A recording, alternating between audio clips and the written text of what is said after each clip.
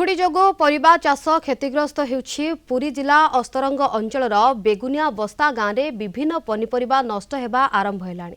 बैगण कोबी बीन्स आदि परिबारे पोक लागि नष्ट होउछि, जहाकु नै चिंतारे पड़िछन्ति चाषी माने। ए संपर्क में अधिक सूचना देउछन्ति आम काकटपुर रिपोर्टर लोकनाथ स्वाई। आमे आज रहिचु अस्तरंग अंचलर एक चाष क्षेत्र में रहिचु। यही कुहुड़ी प्रभाव में साधारण लोक मानकर जनजीवन एक प्रकार अस्तव्यस्त होता बेले पनीपरिबा चाष उपर प्रभाव पकईची। आमे तार स्थिति परखिबा पई आज एठी पहुंचीचु। आपण मानु कहि रखिबु अस्तरंग अंचलर अत्यधिक पनीपरिबा चाष करा जाउथुबा गाँ हेउची बेगुनिया बस्ता। आमे सेई गाँ रो एक चाष क्षेत्र में रहिचु। एठारे विभिन्न पनीपरिबा चाष करा जाय थाए एवं अस्तरंग काकटपुर बाजार को जोगई थाए एई गाँटी।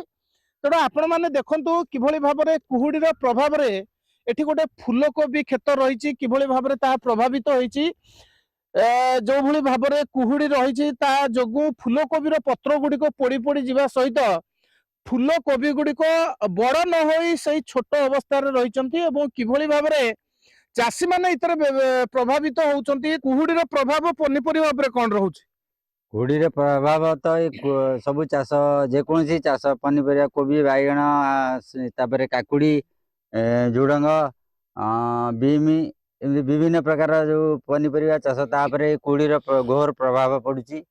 पोक लगुंट पोड़ी भी जाऊँगी कुहुड़ी जो 10टा 11टा बेला कुहुड़ी भी छाड़ूनी एपर्यंत आज 9टा है एपर्यंत भी कुहुड़ी प्रभाव बहुत मात्रा अच्छी छाड़ूनी। आउ चाषी कूल पूरा हताश ये कुहुड़ी हेबार पत्र पाची जाऊँगी। आउ पोक भी ता प्रभाव में पोक लगुंट कोबीटा जी ग्रोथ हवा था से होनी आउ सेटा फिटी जाऊँगी नाली पड़ी जाऊँगी आउ गछ भी पाची जाऊँगी। निश्चित भाव में जो भली भाव में जने चाषी भाई कहते किभली भाव में कुहुड़ी प्रभाव कोबी फसल और विभिन्न पनीपरिबा फसल उपर प्रभाव पकईची। आउ जने युव चाषी आम सहित रही सहित कथा हेबा। भाई कौन कहे वर्तमान जो अवस्था रही कुहुड़ी प्रभाव आम देखुँ आपण क्षेत्र में फूलकोबी और पत्रकोबी गुड़िक सब नष्ट होगा बसला कौन रही अवस्था? जो बंधाकोबी केते क्षति होती आम इतर प्राय यही बिलरे आम मजूरी सह प्राय 8-10 हजार खर्च कर सेठी टका भी पाइबनी तो ग्रोथ होनी से तो सब जो आम कुहुड़ी पड़ला पत्र पोड़ा रोग धरुची ग्रोथ होनी रोगास्त हो जाऊँगी।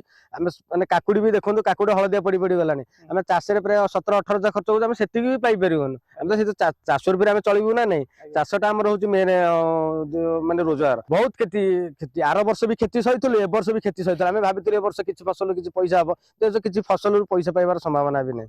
निश्चित भाव में कुहुड़ी प्रभाव साधारण किभली भाव में रही पनीपरिबा उपरे विशेष भाव में प्रभावित करुच्ची। चाषी माने अनेक क्षति सहिबे यही जदि जारी रहे ताले निश्चित भाव में अस्तरंग काकटपुर अंचल में पनीपरिबा चाष संपूर्ण भाव में प्रभावित रहिबो। अस्तरंगर बेगुनिया बस्ता चाष क्षेत्र लोकनाथ स्वाई, कलिंग टीवी।